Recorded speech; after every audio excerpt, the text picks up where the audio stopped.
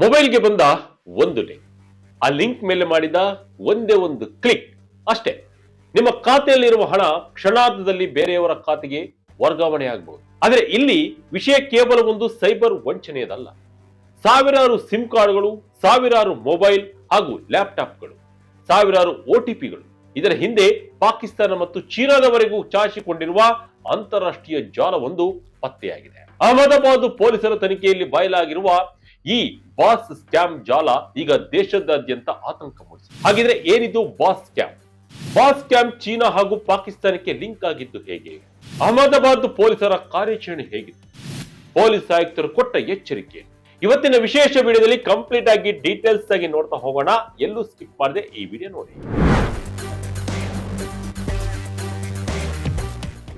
S ವೀಕ್ಷಕರೇ, Ahmedabad police ಆಯುಕ್ತ ಅನುಪಮ್ ಸಿಂಗ್ ಗೆಹ್ಲೋಟ್ ನಡೆಸಿದ ಸುದ್ದಿಗೋಷ್ಠಿಯಲ್ಲಿ ಈ ಸೈಬರ್ ವಂಚನೆಯ ಜಾಲದ ಬಗ್ಗೆ ಬೆಚ್ಚಿ ಬೀಳಿಸುವ ಮಾಹಿತಿಗಳು ಹೊರಬಿದ್ದಿವೆ.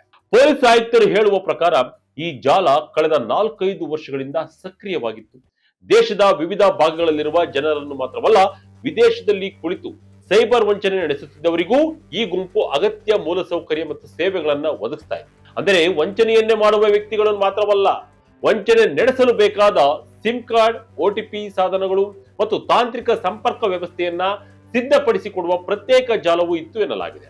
ಈ ಜಾಲವೇ ಈಗ ಪೊಲೀಸರ ತನಿಖೆಯ ಪ್ರಮುಖ ಕೇಂದ್ರ ಬಿಂದುವಾಗಿದೆ. ಈ ಪ್ರಕರಣದಲ್ಲಿ ಸದ್ಯಕ್ಕೆ ಪಶ್ಚಿಮ ಬಂಗಾಳದಿಂದ ಇಬ್ಬರನ್ನ ಪೊಲೀಸರು ಈಗ ಬಂಧಿಸಿದ್ದಾರೆ. ಆರೋಪಿಗಳ ವಿಚಾರಣೆ ಮತ್ತು ಅವರಿಂದ ವಶಪಡಿಸಿಕೊಂಡಿರುವ ಸಾಧನಗಳ ಪರಿಶೀಲನೆ ನಡೆಸಿದಾಗ ಸೈಬರ್ ಅಪರಾಧದ ವ್ಯಾಪ್ತಿ ಎಷ್ಟೊಂದು ದೊಡ್ಡದಾಗಿದೆ ಎಂಬುದು ಪೊಲೀಸರಿಗೆ ಅಚ್ಚರಿಯನ್ನು ಮೂಡಿಸಿದೆ. ಆರೋಪಿಗಳು ಮೊದಲು ಸಿಮ್ ಕಾರ್ಡ್ಗಳನ್ನ ಸಂಗ್ರಹ ಮಾಡ್ತಾ ಇದ್ರು. ಬಳಿಕ ಆ ಸಿಮ್ ಕಾರ್ಡ್ಗಳನ್ನ ವಿದೇಶದಲ್ಲಿ ಕುಳಿತು ಸೈಬರ್ ಅಪರಾಧ ನಡೆಸ್ತಾ ಇದ್ದ ವ್ಯಕ್ತಿಗಳಿಗೆ ಒದಗಿಸ್ತಾ ಇದ್ರು. ಅಷ್ಟೇ ಅಲ್ಲ, ಚೀನಾದ ಮಾಲ್ವೇರ್ ಗಳನ್ನ ಬಳಸಲಾಗ್ತಿತ್ತು ಎಂದು ಪೊಲೀಸರು ತಿಳಿಸಿದ್ದಾರೆ. ಈ ಮಾಲ್ವೇರ್ ಗಳನ್ನ ಇಸ್ಲಾಮಾಬಾದ್ ನಿಂದ ಕಾರ್ಯನಿರ್ವಹಿಸುತ್ತಿದ್ದ ಕಾಲ್ ಸೆಂಟರ್ಗಳೊಂದಿಗೆ ಸಂಪರ್ಕಿಸಲಾಗಿತ್ತು ಎನ್ನಲಾಗ್ತಾ ಇದೆ. ಅಂದರೆ ಭಾರತದಲ್ಲೇ ಕುಳಿತು ಒಂದು ತಂಡ ಸಿಮ್ ಕಾರ್ಡ್ ಹಾಗೂ ತಾಂತ್ರಿಕ ಸೌಲಭ್ಯವನ್ನ ಒದಗಿಸಿದರೆ, ಮತ್ತೊಂದು ಕಡೆ ವಿದೇಶದಲ್ಲಿ ಕುಳಿತುಕೊಂಡಿದ್ದ ತಂಡ ಆ ವ್ಯವಸ್ಥೆಯನ್ನ ಬಳಸಿಕೊಂಡು ಜನರನ್ನ ವಂಚಿಸ್ತಾ ಇತ್ತು ಎಂಬುದು ತನಿಖೆಯಿಂದ ಹೊರಬಂದಿರುವ ದೊಡ್ಡ ಮಾಹಿತಿಯಾಗಿದೆ. ಈ ವಂಚನೆಯ ಪ್ರಮುಖ ಅಸ್ತ್ರವೇ ಲಿಂಕ್. ಇನ್ನು ಈ ಸೈಬರ್ ಅಪರಾಧಿಗಳು ಮೊಬೈಲ್ಗೆ ಒಂದು ಲಿಂಕ್ ಕಳಿಸ್ತಾ ಇದೆ. ಅದು ಬ್ಯಾಂಕ್, ಸರ್ಕಾರಿ ಸಂಸ್ಥೆ, ಕಂಪನಿ ಅಥವಾ ಬೇರೆ ಯಾವುದೋ ನಂಬಿಕೆಗೆ ಅರ್ಹವಾದ ಸಂಸ್ಥೆಯ ಹೆಸರಿನಲ್ಲಿ ಬಂದಂತೆ ಕಾಣ್ತಾ ಇದೆ. ಆದರೆ ಆ ಲಿಂಕ್ ನಿಜವಾಗಿಯೂ ಯಾರದ್ದು ಎಂಬುದನ್ನ ಪರಿಶೀಲಿಸದೆ ವ್ಯಕ್ತಿ ಅದರ ಮೇಲೆ ಕ್ಲಿಕ್ ಮಾಡಿದ್ರೆ ಮುಂದಿನ ಹಂತದಲ್ಲಿ ಆತನ ಹಣಕಾಸಿನ ಮಾಹಿತಿಯನ್ನ ದುರುಪಯೋಗ ಪಡಿಸಿಕೊಳ್ಳುವ ಸಾಧ್ಯತೆ ಇರ್ತದೆ. ಪೊಲೀಸರ ಪ್ರಕಾರ ಇಂತಹ ಲಿಂಕ್ಗಳ ಮೂಲಕ ಅಕ್ರಮ ಹಣ ವರ್ಗಾವಣೆಗೆ ವ್ಯವಸ್ಥೆಯನ್ನ ಮಾಡಲಾಗ್ತಿತ್ತು. ಅಂದರೆ ಸೈಬರ್ ವಂಚನೆಯಲ್ಲಿ ಬಲಿಯಾಗುವ ವ್ಯಕ್ತಿಯ ಮೊಬೈಲ್ ಒಂದೆಡೆಯಾದರೆ ಅದನ್ನ ನಿಯಂತ್ರಿಸಲು ಅಥವಾ ದುರುಪಯೋಗ ಪಡಿಸಿಕೊಳ್ಳಲು ಪ್ರಯತ್ನಿಸುವವರ ವಂಚಕ ಜಾಲ ಮತ್ತೊಂದೆಡೆ. ಆದರೆ ಈ ಪ್ರಕರಣದಲ್ಲಿ ಪೊಲೀಸರನ್ನ ಬೆಚ್ಚಿ ಬೀಳಿಸಿರುವುದು ಕೇವಲ ಲಿಂಕ್ಗಳ ಬಳಕೆ ಮಾತ್ರವಲ್ಲ, ಈ ಗುಂಪಿನ ವಿರುದ್ಧ ದೇಶದ ಬರೋಬ್ಬರಿ 26 ರಾಜ್ಯಗಳಲ್ಲಿ 251 ದೂರುಗಳು ದಾಖಲಾಗಿವೆ. ಇದರಿಂದ ಜಾಲ ಎಷ್ಟು ದೊಡ್ಡ ಪ್ರಮಾಣದಲ್ಲಿ ಕಾರ್ಯನಿರ್ವಹಿಸುತ್ತಿತ್ತು ಎಂಬುದನ್ನ ಅರ್ಥ ಮಾಡಿಕೊಳ್ಳಬಹುದು. ಪಶ್ಚಿಮ ಬಂಗಾಳದಲ್ಲಿ ಪೊಲೀಸರು ದಾಳಿ ನಡೆಸಿದ ಸಂದರ್ಭದಲ್ಲಿ ಹಲವು ಎಲೆಕ್ಟ್ರಾನಿಕ್ ಸಾಧನಗಳನ್ನ ವಶಪಡಿಸಿಕೊಂಡಿದ್ದಾರೆ. ಒಂದೇ ಸಮಯದಲ್ಲಿ 4 ಸಿಮ್ ಕಾರ್ಡ್ಗಳನ್ನ ನಿರ್ವಹಿಸಬಹುದಾದ ಸಾಧನಗಳು ಪತ್ತೆಯಾಗಿವೆ. ಇದರ ಜೊತೆಗೆ ಸೈಬರ್ ವಂಚನೆಗಾಗಿ ಸುಮಾರು 4,500 ಸಿಮ್ ಕಾರ್ಡ್ಗಳನ್ನ ಸಂಗ್ರಹಿಸಿರುವುದು ತನಿಖೆಯಲ್ಲಿ ಬೆಳಕಿಗೆ ಬಂದಿದೆ. ಒಂದು ಸಿಮ್ ಕಾರ್ಡ್, ಒಂದು OTP, ಒಂದು ಲಿಂಕ್, ಇವುಗಳನ್ನ ಪ್ರತ್ಯೇಕವಾಗಿ ನೋಡಿದ್ರೆ ಸಾಮಾನ್ಯ ವಿಷಯದಂತೆ ಕಾಣಬಹುದು. ಆದರೆ ಇವೆಲ್ಲವೂ ಒಂದೇ ಜಾಲದ ಭಾಗವಾಗಿದ್ದಾಗ ಅದರ ಅಪಾಯ ಎಷ್ಟು ದೊಡ್ಡದಾಗಿರಬಹುದು ಎಂಬುದಕ್ಕೆ ಈ ಪ್ರಕರಣವೇ ಸಾಕ್ಷಿಯಾಗಿದೆ. ಈ ಜಾಲದಲ್ಲಿ OTPಗಳ ಪಾತ್ರವು ಅತ್ಯಂತ ಪ್ರಮುಖ. ಪೊಲೀಸರ ಪ್ರಕಾರ ಆರೋಪಿಗಳು ಸೈಬರ್ ಅಪರಾಧಿಗಳಿಗೆ OTPಗಳನ್ನ ಒದಗಿಸ್ತಾ ಇದ್ರು. ಇದುವರೆಗೆ ಸುಮಾರು 21,000 OTPಗಳನ್ನ ನೀಡಿರುವುದು ತನಿಖೆಯಲ್ಲಿ ಪತ್ತೆಯಾಗಿದೆ. ಒಂದು OTPಗೆ ಎಷ್ಟು ಹಣ ಗೊತ್ತಾ? ಸುಮಾರು 100 ರೂಪಾಯಿ. ಅಂದರೆ ಒಂದು OTPಗೆ 100 ರೂಪಾಯಿ ಪಡೆದು ಸಾವಿರಾರು OTPಗಳನ್ನ ಸೈಬರ್ ಅಪರಾಧಿಗಳಿಗೆ ಒದಗಿಸುವ ವ್ಯವಸ್ಥೆ ನಡೀತಿತ್ತು ಎನ್ನಲಾಗಿದೆ. ಈ ಜಾಲದ ಮತ್ತೊಂದು ಕುತೂಹಲಕಾರಿ ಸಂಗತಿ ಎಂದರೆ, ಪೊಲೀಸರು ಪತ್ತೆ ಹಚ್ಚದಂತೆ ಆರೋಪಿಗಳು ತಮ್ಮ ಸಂವಹನ ವ್ಯವಸ್ಥೆಯನ್ನೇ ಬದಲಾಯಿಸಿಕೊಳ್ತಾ ಇದ್ರು. ಮೊದಲಿಗೆ ಟೆಲಿಗ್ರಾಮ್ ಗ್ರೂಪ್ಗಳ ಮೂಲಕ ಸಂಪರ್ಕದಲ್ಲಿದ್ದವರು ನಂತರ ವಾಟ್ಸ್ಆಪ್ ಗ್ರೂಪ್ಗಳಿಗೆ ಬದಲಾಗಿದ್ದರು ಎಂದು ಪೊಲೀಸರು ತಿಳಿಸಿದ್ದಾರೆ. ಸೈಬರ್ ಅಪರಾಧಿಗಳು ಪೊಲೀಸರನ್ನ ಕಣ್ತಪ್ಪಿಸಲು ಹೊಸ ಹೊಸ ತಂತ್ರಗಳನ್ನ ಬಳಸುತ್ತಿದ್ದಾರೆ ಎಂಬುದಕ್ಕೆ ಇದು ಮತ್ತೊಂದು ಉದಾಹರಣೆ. ಇಲ್ಲಿ ಮತ್ತೊಂದು ದೊಡ್ಡ ಅಂಶವಿದೆ. ಈ ಜಾಲಕ್ಕೆ ಸಂಪರ್ಕ ಹೊಂದಿದ್ದ ಸಾಧನಗಳ ಸಂಖ್ಯೆ ಬರೋಬ್ಬರಿ 10,000. ಲ್ಯಾಪ್ಟಾಪ್ಗಳು, ಮೊಬೈಲ್ ಫೋನ್ಗಳು ಸೇರಿದಂತೆ ಸುಮಾರು 10,000 ಸಾಧನಗಳು ಈ ನೆಟ್ವರ್ಕ್ನೊಂದಿಗೆ ಸಂಪರ್ಕ ಹೊಂದಿದ್ದವು ಎಂದು ಪೊಲೀಸರು ತಿಳಿಸಿದ್ದಾರೆ. ಅಂದರೆ ಇದು ಕೇವಲ ಇಬ್ಬರು ಅಥವಾ ಮೂರು ವ್ಯಕ್ತಿಗಳ ನಡೆಸುತ್ತಿದ್ದ ಸಣ್ಣ ಮಟ್ಟದ ವಂಚನೆ ಅಲ್ಲ, ಇದರ ಹಿಂದೆ ದೊಡ್ಡ ಪ್ರಮಾಣದ ತಾಂತ್ರಿಕ ಮೂಲ ಸೌಕರ್ಯವಿತ್ತು ಎನ್ನುವುದು ಪೊಲೀಸರ ತನಿಖೆಯಿಂದ ಸ್ಪಷ್ಟವಾಗ್ತಾ ಇದೆ. ಪೊಲೀಸರು ಇದೀಗ ಈ ಸಾಧನಗಳ ಸಂಪರ್ಕವನ್ನ ನಿಷ್ಕ್ರಿಯಗೊಳಿಸಿದ್ದಾರೆ. ಸೈಬರ್ ವಂಚನೆಯ ಜಾಲದ ಮೂಲ ಸೌಕರ್ಯಕ್ಕೆ ಇದು ದೊಡ್ಡ ಹೊಡೆತ ಎಂದು ಪೊಲೀಸ್ ಆಯುಕ್ತ ಅನುಪಮ್ ಸಿಂಗ್ ಗೆಹ್ಲೋಟ್ ತಿಳಿಸಿದ್ದಾರೆ. ಪಾಕ್ ಚೀನಾ ಅಪರಾಧಿಗಳೊಂದಿಗೆ ಈ ಸಂಪರ್ಕ ಹೇಗಿತ್ತು?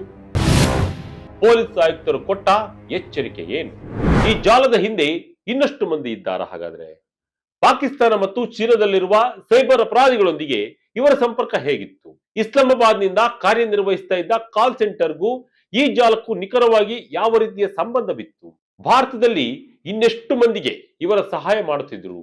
ಇಂತಹ ಹಲವು ಪ್ರಶ್ನೆಗಳಿಗೆ ಉತ್ತರ ಕಂಡುಕೊಳ್ಳಲು ಪೊಲೀಸರು ತನಿಖೆಯನ್ನ ಈಗಾಗಲೇ ಮುಂದುವರಿಸಿದ್ದಾರೆ. ಈ ಪ್ರಕರಣ ಮತ್ತೊಮ್ಮೆ ನಮಗೆ ಒಂದು ಪ್ರಮುಖ ಎಚ್ಚರಿಕೆಯನ್ನು ನೀಡ್ತಾ ಇದೆ. ಇಂದಿನ ಡಿಜಿಟಲ್ ಯುಗದಲ್ಲಿ ನಮ್ಮ ಮೊಬೈಲ್ ಕೇವಲ ಕರೆ ಮಾಡುವ ಸಾಧನವಲ್ಲ, ಅದು ನಮ್ಮ ಬ್ಯಾಂಕ್, ನಮ್ಮ ವೈಯಕ್ತಿಕ ಮಾಹಿತಿ, ನಮ್ಮ ದಾಖಲೆಗಳನ್ನ ಮತ್ತೆ ಕೆಲವೊಮ್ಮೆ ನಮ್ಮ ಸಂಪೂರ್ಣ ಹಣಕಾಸಿನ ವ್ಯವಸ್ಥೆಯನ್ನೇ ಒಳಗೊಂಡಿರುತ್ತದೆ. ಹೀಗಾಗಿ ಮೊಬೈಲ್ಗೆ ಬಂದ ಪ್ರತಿಯೊಂದು ಲಿಂಕ್ ಅನ್ನ ನಂಬುವುದು ಅಪಾಯಕಾರಿ. ನಿಮ್ಮ ಬ್ಯಾಂಕ್ ಖಾತೆ ಬ್ಲಾಕ್ ಆಗಲಿದೆ. ನಿಮ್ಮ KYC ಯನ್ನ ಅಪ್ಡೇಟ್ ಮಾಡಿ, ನಿಮಗೆ ಬಹುಮಾನ ಬಂದಿದೆ, ಈ ದಾಖಲೆಯನ್ನ ಪರಿಶೀಲಿಸಿ, ಹೀಗೆ ಹಲವು ರೀತಿಯಲ್ಲಿ ಲಿಂಕ್ ಗಳನ್ನ ಕಳಿಸಬಹುದು. ಆದರೆ ಆ ಲಿಂಕ್ ನಿಜವೇ ಅಥವಾ ನಕಲಿಯೇ ಎಂಬುದನ್ನ ಪರಿಶೀಲಿಸದೆ ಕ್ಲಿಕ್ ಮಾಡಿದರೆ ನೀವು ಸೈಬರ್ ವಂಚಕರ ಬಲೆಗೆ ಬೀಳುವುದು ಸಾಧ್ಯತೆ. ಅಹಮದಾಬಾದ್ ಪೊಲೀಸ್ ಆಯುಕ್ತರು ಇದೇ ಕಾರಣಕ್ಕೆ ಸಾರ್ವಜನಿಕರಿಗೆ ಎಚ್ಚರಿಕೆಯನ್ನ ನೀಡಿದ್ದಾರೆ. ಯಾವುದೇ ಫೈಲ್ ಅಥವಾ ಲಿಂಕ್ ಅನ್ನ ಸರಿಯಾದ ಪರಿಶೀಲನೆ ಇಲ್ಲದೆ ತೆರೆಯಬೇಡಿ. ವಿಶೇಷವಾಗಿ ಅಪರಿಚಿತ ವ್ಯಕ್ತಿಗಳಿಂದ ಬರುವ ಲಿಂಕ್ಗಳ ಬಗ್ಗೆ ಎಚ್ಚರ ವಹಿಸಿ ಎಂದು ಪೊಲೀಸರು ಮತ್ತೊಮ್ಮೆ ಸೂಚಿಸಿದ್ದಾರೆ. ಯಾಕೆಂದ್ರೆ ಸೈಬರ್ ವಂಚಕರಿಗೆ ನಿಮ್ಮ ಒಂದು ಕ್ಲಿಕ್ ಸಾಕಾಗಬಹುದು. ಈ ಪ್ರಕರಣದಲ್ಲಿ ಸಾವಿರಾರು ಸಿಮ್ ಕಾರ್ಡ್ಗಳು, ಸಾವಿರಾರು OTPಗಳು, 10,000ಕ್ಕೂ ಹೆಚ್ಚು ಸಾಧನಗಳು ಮತ್ತು 26 ರಾಜ್ಯಗಳಲ್ಲಿ ದಾಖಲಾಗಿರುವ ನೂರಾರು ದೂರುಗಳು ಇವೆಲ್ಲವೂ ಸೇರಿ ಸೈಬರ್ ಅಪರಾಧದ ಜಾಲ ಎಷ್ಟು ವ್ಯವಸ್ಥಿತವಾಗಿ ಬೆಳೆದಿದೆ ಎಂಬುದನ್ನ ತೋರಿಸ್ತದೆ. ಒಟ್ಟಿನಲ್ಲಿ ಒಂದು ಕಾಲದಲ್ಲಿ ವಂಚನೆ ಅಂದ್ರೆ ಹೇಗಿರ್ತಿತ್ತು? ಎದುರಿಗೆ ಬಂದು ಮೋಸ ಮಾಡೋದಾಗಿತ್ತು. ಆದರೆ ಇಂದು ವಂಚಕ ನಿಮ್ಮ ಎದುರಿಗೆ ಬರಬೇಕಾಗಿಲ್ಲ. ಅವನು ಸಾವಿರಾರು ಕಿಲೋಮೀಟರ್ ದೂರದಲ್ಲಿ ಕುಳಿತುಕೊಂಡೇ ನಿಮ್ಮ ಮೊಬೈಲ್ಗೆ ಒಂದು ಲಿಂಕ್ ಅನ್ನ ಕಳಿಸಬಹುದು. ನೀವು ಮಾಡುವ ಒಂದೇ ಒಂದು ತಪ್ಪು ಕ್ಲಿಕ್ ನಿಮ್ಮ ಹಣಕ್ಕೆ ಅಪಾಯ ತಂದೊಡ್ಡಬಹುದು. ಹೀಗಾಗಿ ಡಿಜಿಟಲ್ ಜಗತ್ತಿನಲ್ಲಿ ಎಚ್ಚರಿಕೆಯೇ ಮೊದಲ ರಕ್ಷಣೆ. ಯಾವುದೇ ಲಿಂಕ್ ಕ್ಲಿಕ್ ಮಾಡುವ ಮೊದಲು ಯೋಚಿಸಿ. ಯಾವುದೇ OTP ಹಂಚಿಕೊಳ್ಳುವ ಮೊದಲು ಪರಿಶೀಲಿಸಿ. ಅಪರಿಚಿತ ವ್ಯಕ್ತಿಯ ಸೂಚನೆಗಳನ್ನ ನಂಬುವ ಮೊದಲು 2 ಬಾರಿ ಯೋಚಿಸಿ. ಯಾಕೆಂದ್ರೆ ಅಹಮದಾಬಾದ್ನಲ್ಲಿ ಬಯಲಾಗಿರುವ ಈ ಬಾಸ್ ಸ್ಕ್ಯಾಮ್ ಪ್ರಕರಣ ಹೇಳುತ್ತಿರುವ ಸಂದೇಶ ಒಂದೇ: ಸೈಬರ್ ವಂಚಕರು ನಿಮ್ಮ ಹಣವನ್ನ ಕದಿಯಲು ನಿಮ್ಮ ಮನೆಯ ಬಾಗಿಲು ತಟ್ಟಬೇಕಾಗಿಲ್ಲ, ನಿಮ್ಮ ಮೊಬೈಲ್ ಪರದೆಯ ಮೇಲೆ ಬರುವ ಒಂದು ಲಿಂಕ್ ಸಾಕು ಅಂತ. ಎಸ್ ವೀಕ್ಷಕರೇ, ನೀವು ಜಾಗರೂಕರಾಗಿರಬೇಕು. ನಿಮ್ಮವರನ್ನು ಇರುವಂತೆ ತಿಳಿಸುವುದು ಅತಿ ಮುಖ್ಯವಾಗಿದೆ. ಎಸ್, ಇದರ ಬಗ್ಗೆ ತಮ್ಮ ಅನಿಸಿಕೆ ಅಭಿಪ್ರಾಯವನ್ನ ಕಮೆಂಟ್ ಮೂಲಕ ತಿಳಿಸಿ. ಇದಾಗಿತ್ತು ಈ ಕ್ಷಣದ ಇಂಟ್ರೆಸ್ಟಿಂಗ್ ಸ್ಟೋರಿ. ಇದೇ ರೀತಿಯ ಸ್ಟೋರಿಗಳಿಗಾಗಿ Vijaya Kanaka website, YouTube page, Facebook page follow ಮಾಡ್ತಾ ಇರಿ. ಧನ್ಯವಾದಗಳು.